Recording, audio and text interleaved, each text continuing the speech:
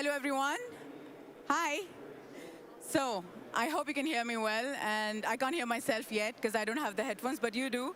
So, welcome to Changenow, and welcome to our session today, Water Equity, Empowering Women and Sustaining Communities. My name is Deepa Paron, a tongue twister, but Deepa Paron. I'm an independent journalist. I cover human rights with a strong focus on women's rights for The Guardian and for La Vanguardia. And today, before we begin, I wanted to scare you a bit, but I think you already know some statistics from United Nations, which is the demand for water has outpaced population growth, and half of the world's population is already experiencing severe water scarcity for at least 1 month each year. And water scarcity is projected to increase with the rise in global temperatures as a result of climate change. And in 2022, 2.2 billion people still lacked safely managed drinking water, and 3.5 billion people lacked safely managed sanitation. Women and girls are always facing the brunt of this crisis, and they're walking an average of 6 kilometers per day just to collect water in many regions across the world. That's time lost from education, income, and guess what? Leadership. And it also leaves them vulnerable to sexual and gender-based violence in many regions across the world. So yes, I know that was scary, but on a lighter note, has anyone here watched a Bollywood movie called Toilet Ek Prem Katha? Well, 3 of you, 2 of them my panelists. So this movie was a love story, and the title Toilet kind of started conversations that people were not having in India. And that was about women's access to clean sanitation. It was about this man who, his wife had left him because there was no toilet. And to win her back, he built a toilet, and she did come back. So I don't know how well it did at the box office, and it did not matter, because what mattered was when I was talking to one of our panelists today, Reto, the CEO of Toilets for All, he mentioned this movie, and it took me aback. I was like, wow, a lot of people in my family hadn't watched that movie. So I said, you know what? The conversation has begun. I mean, Bollywood can do it. Why can't we, right? So I know everything looks gloomy. The Changenow team were telling me, you know what, Deepa, the topic is very scary, but try to make it light. But I guess the truth is that time is running out, and there's no time really to take it for granted. And with that, I go on to introducing our first speaker. That's Adenike Oladosu, and she'll join me as a Nigerian ecofeminist, climate justice leader, and a champion of women's rights. And she's the founder of iClimate Action Initiative that advocates for the restoration of Lake Chad.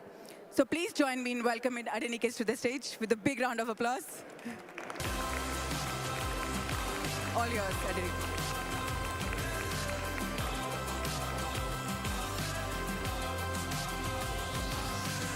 So I want to thank you all. Just as the moderator have introduced me, I am Oladosu Adenike from Nigeria and the founder of iClimate Action Initiative. And today my role is kind of simple because what we do at iClimate Action is to empower women. We know women are change makers, but then we are also trying to provide women with the necessary resources.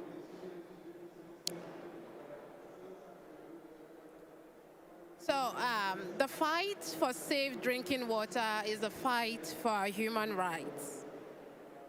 Our health depends on safe water. However, on the continent in Africa, there are about 118 million people that lack access to even basic drinking water. Another 772 million people lack sanitation services. And 839 million people still lack basic hygiene services. However, achieving SDG, Africa requires 12-fold increase in current rate of progress on safely managed drinking water, and another additional 42-fold of increase for basic hygiene services. In rural areas, 4 out of 5 people lack safely managed drinking water. 3 out of 4 people lack safely managed sanitation, and 7 out of 10 lack basic hygiene services. And lack of access to water, basic hygiene, and sanitation is a defining issue for women's rights. This is because 80% of households depends on women on the collection of water. This often means traveling long distances and carrying heavy loads on the head, and in some cases, with a high risk of violence, lower income, and an increase in the dropout of girls from schools. And this strategy of collection of water is a weapon against our fundamental human rights. And as a founder of our Elite Climate Action Initiative, one of our initiatives is to provide women with the resources to close the gender inequality. And one of those things that we do is to support women with organic fertilizer and indigenous seedlings. And why are we doing this? Is to bridge that gap. Because in my community, where I am based, women lack access to own a land. And lack of access to own a land means you can't have access to agricultural facilities, like the organic fertilizer that we offer to them. And so this was a means for us to drive changes that women need to be empowered. And so far, we have reached out to 100,000 women in 5 communities.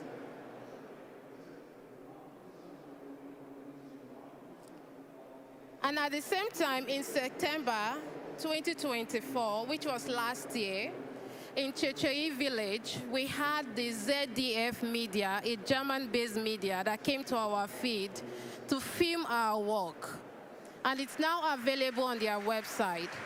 And one of those things is the fact that we see women struggling, walking several distances, averagely of 6 hours in a day to search for water. And the drive for water scarcity affects access to basic hygiene for women. And in a report, it mentioned that in sub-Saharan Africa, women spend 45 billion hours in a year to search for water. That is almost the working hours for people in America that women in sub-Saharan Africa waste daily basis, walking several distance. And another figure by UN Women mentioned the fact that women spend 200 million hours daily globally to search for water. So water scarcity is a weapon against women's rights, and as well, it affects access to basic hygiene system for women. And why am I mentioning this figure? Is because it's a reality check. It's a reality for people in my community. So those figures are the reality checkpoint for us to know that we need to act on those reality. And climate crisis exacerbates those crises. So at the same time, a report also mentioned the fact that for us to achieve or to strive to achieve gender equality, it might take us 100 years. Which means that it might make it difficult for us to achieve climate justice. Because the fight for gender equality is a fight for climate justice. So today, I want us to act on those realities that exacerbate the crisis of WASH, and to also keep everyone safe. Likewise, we cannot solve the climate crisis without women and girls. And this is why my presentation today talks about my role as the founder of Elite Climate Action. And one of those roles is to create a safe space for women and girls. And so this is us going to community, empowering women to see how we could become change makers. And one of those new innovations that we are trying to do is to use the GIS, a remote sensing technology, to help women to find water where there are water scarcity. So that way, we cut down the number of hours women search for water, and at the same time, we make women to be able to have availability of water. So those are the new technology we are bringing on board. And at the same time, these are the problems that we are also trying to solve. To see how we could have 80% of women participate in agricultural services. And at the same time, in sub-Saharan Africa, we have different indications that talks about that. And one of my work also is on Lake Chad. So Lake Chad is a lake in Africa that borders Nigeria, Niger, Chad, and Cameroon. And Lake Chad has shrunk by 90%. And those people that are affected, 80% of them are women and girls. So imagine that we don't have access to water. So what will be our fate for us to have access to basic hygiene systems? So these are the questions that I want us to ponder upon. And I know the next panel have a lot of solutions and initiatives that they are also trying to do to bridge the gap. So at the same time, these are the strategies I've mentioned that we are trying to do to bridge those gaps. Using data and research. So as a researcher, I'm also doing an activities currently talking about the climate crisis in the Lake Chad, using the GIS as well, to see how we could be able to bring back this lake. Because once the lake dries out, then it becomes a very big issue. The lake was twice the size of Frankfurt, if you have been to Frankfurt before. But now it's just a tiny portion of what it once was. So restoring this lake is like giving availability or access to water for women, which are millions, of which we have millions of women out there that lack basic access to these water facilities. And this is also our vision and mission, to see how we could reach out to as many women as possible in different communities and to keep expanding our strategy across all sectors.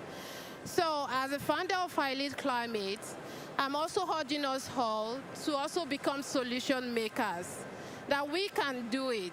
Everybody can become the solutions that we need in our community or in our society. Thank you so much.